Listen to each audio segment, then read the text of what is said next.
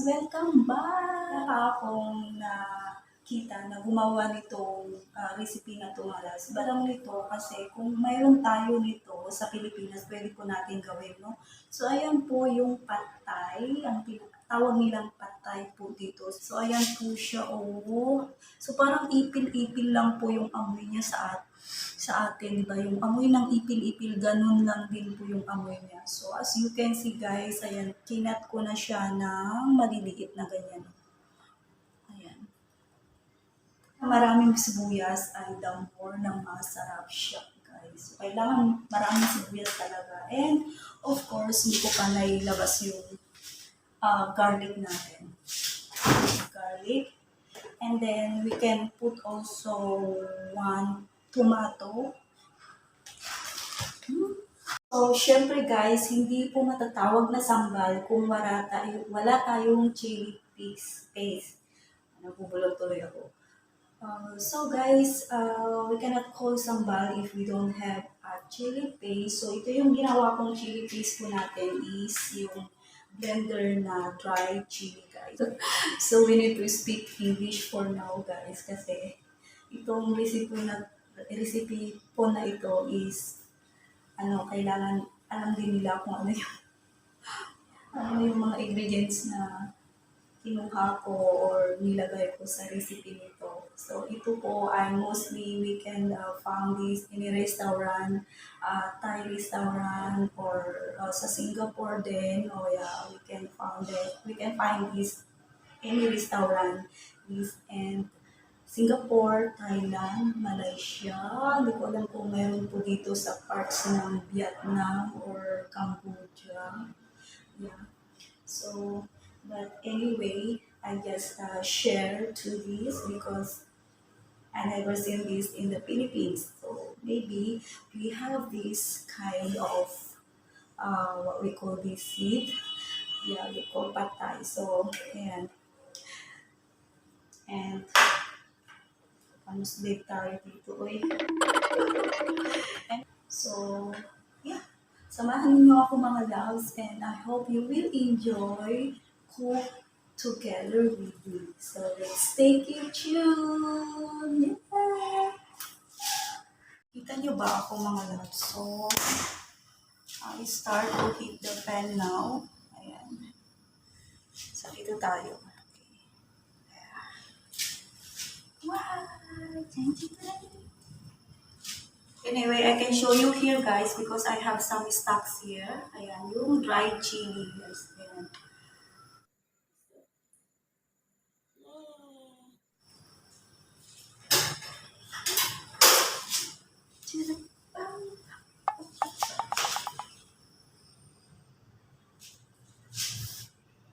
So first, we have to put first our onions.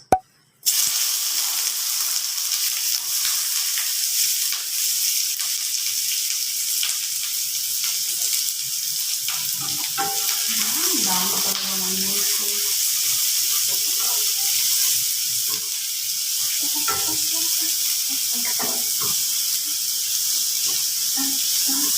Kailangan masaya tayo. Lagyan natin ang konting timot-timot para mas masarap ang luto natin. No?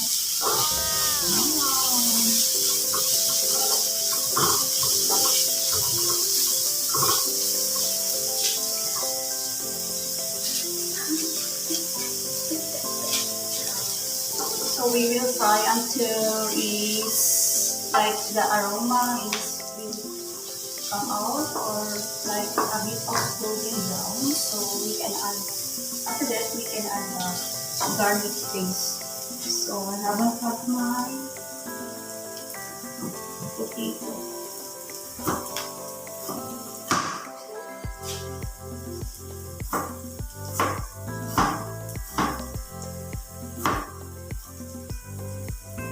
So ganito po siya. As you can see guys, yeah, just like this. Small cubes of potato, yeah. I cut like this.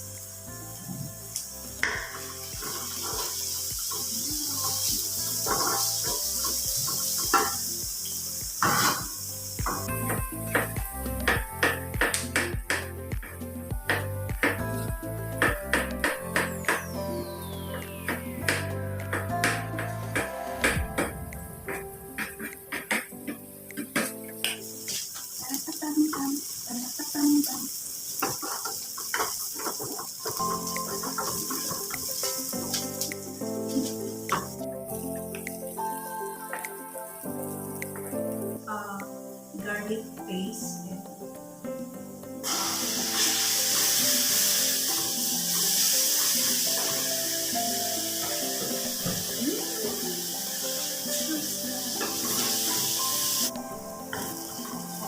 So, ganyan na siya guys. Pwede na natin lagyan ng chili paste.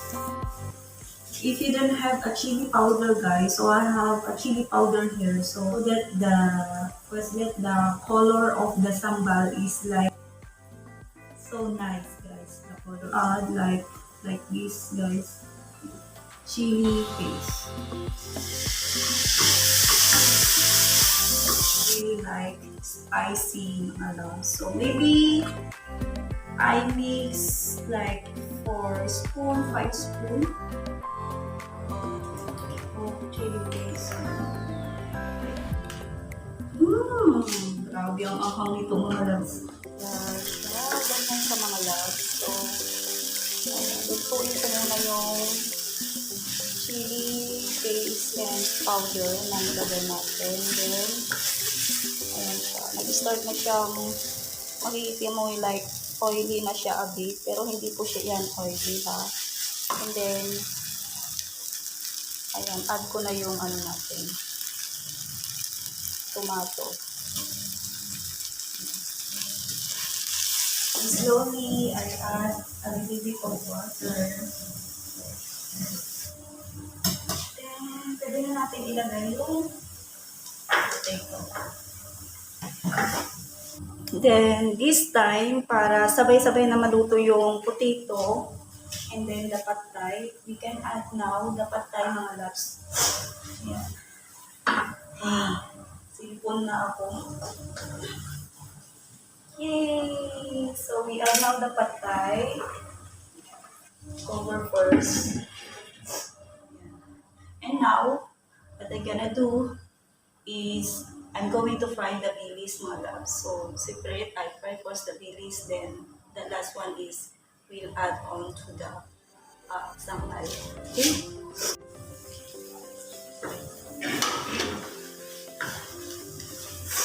Yay! So, yan na siya mga loves. Sticky, and then we can add now the water.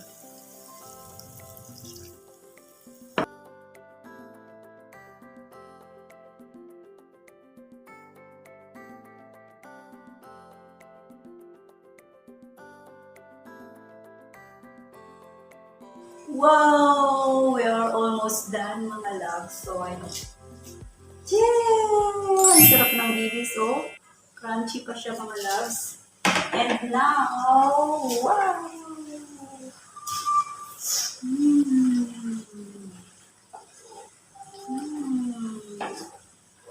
So nice the smell.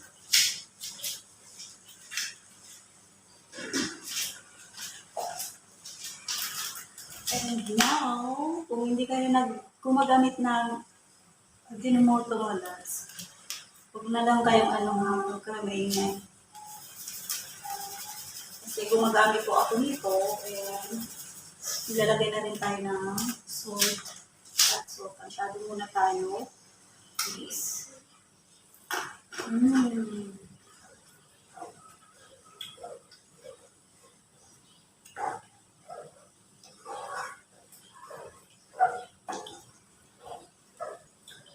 So, ilalagay ko na po ito.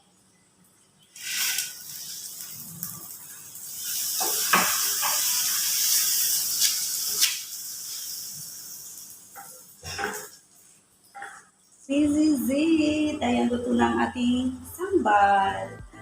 Wow! So, ito na mga loves, ang tikiman version na. So, ito, kasi luto na po ito. Ayan.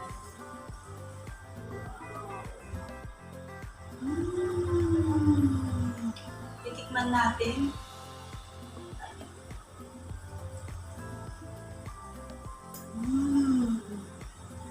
Sarap.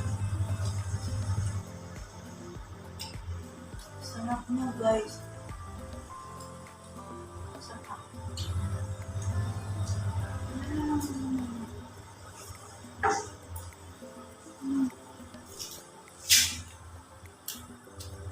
Kainan na tayo mga loves, ko na yung hinihintay. So mamaalam na tayo. Ayun, thank you so much for watching again. Cook with me. Thank you guys sa inyong pagsama. Ayun muli, see you next time for my next video. I love you all. God bless you.